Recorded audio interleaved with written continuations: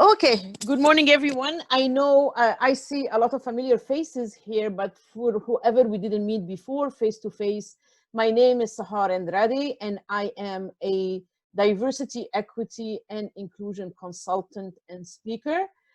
For me, diversity and inclusion and equity is more than just a profession for me. This is something that I do from my heart. It's something that is my passion. And I do it in a way that diversity and inclusion, most people approach it from a compliance point of view, from laws and regulations. And I do not diminish the importance of laws and legality of diversity and inclusion. Actually, I welcome it because it's kind of protection for everyone.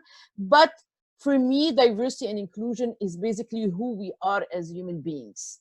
My background is I have personally lived and grew up and being educated in 7 different countries. I have been lucky enough to learn and speak 5 languages. I hold a double Bachelor of Medicine from Cairo University in general medicine and in surgery, and I majored in psychiatry. I've never practiced, but I'm using a lot of psychology in what we do.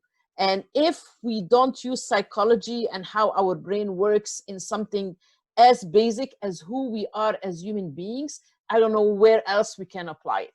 So with everything going on right now, I have been trying to find a place that I'm coming from a place where I can add something to whatever is going on right now. And I wanted to do something and I didn't know what, to the point where I said, you know what, let me start at least with unconscious bias, because this is a subject that is kind of complicated, but it's simple at the same time. So I decided to start today with unconscious bias. It's a simplified form of what I do for conscious and conscious bias, but I just wanted us to start a conversation. I'm going to start talking about some types of unconscious bias. The first one is what we call cultural bias. Cultural bias is what is based on what we call ethnocentrism. Ethnocentrism, when I tell you my culture is better than your culture. I have news for you. There is no right or wrong culture. There is no good or bad culture. A culture is a culture. And I want to let you know that that something different is not weird or bad. It's just different. And that's what diversity is about. It's about our cultural differences. So cultural bias will basically make me judge everything based on my culture, based on what I consider right or wrong, based on what I consider correct or not correct, based on what I consider good or bad. But we always need to remember that whatever is good for me might not be good for another person. And I lived that with my husband. We have been together for 20 years. Until today, we still have some differences on how we look at things, on how we say things, on how we measure things, but we give each other the space to be who we are and have a dialogue that is respectful, that is a two-way street where no one hijacks the conversation. Remember when we said we gravitate towards people that look like us, that speak like us, that maybe went to the same school, that maybe share the same background or same religious beliefs or share something in common with us? This is what we call in-groups and out-groups. We use instantly snap judgments in a millisecond, like I said. And we go to people that we think are our people or our tribe. They are in groups. Why? They did scientific experiences. They did like MRI tests on brains of people, groups of people, when they saw people that they considered they have something in common with them or in groups, like they think like them, behave like them, whatever that they feel it's their people. The same areas in the brain that get highlighted when we think about ourselves are the same exact areas in the brain that gets highlighted when we think and when we look at people that look like us or think like us. We feel safe. We feel drawn towards them. But when it comes to people that are different, the different pathways that highlight are different than the one we think about ourselves. And that's where the disconnect happens. And that's where we think, you know, that we are in danger. And this is a scientific base. Then we have the gender bias. Like, obviously, we have gender against women leaders. So we think that men take charge and are providers, but we see women are taking care of things and nurturing, or even vice versa. No, so these are things that gender is still a big deal in our society, or gender bias. And I'm going to give you some examples. There is a very famous example. I don't know if some of you have heard it already. A car accident happened, a father and son.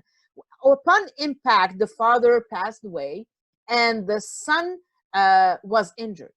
He was taken to a hospital.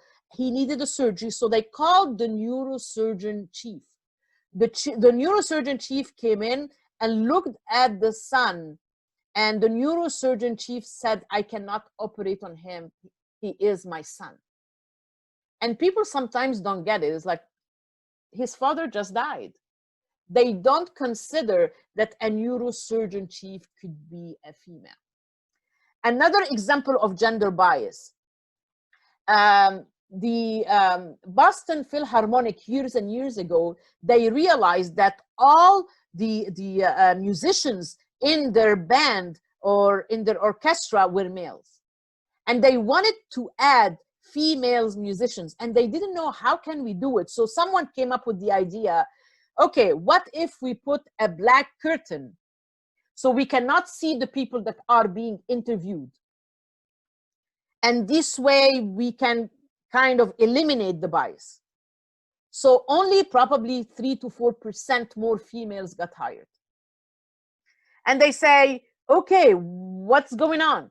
So they thought about it more, and they found out that the floor was wood.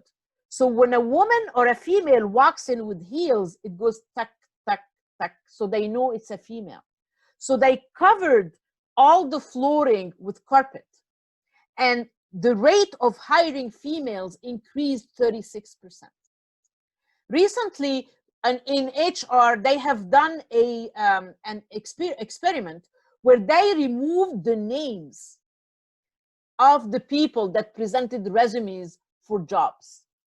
And they also asked everybody not to put anything beyond 10 or 15 years in their experience.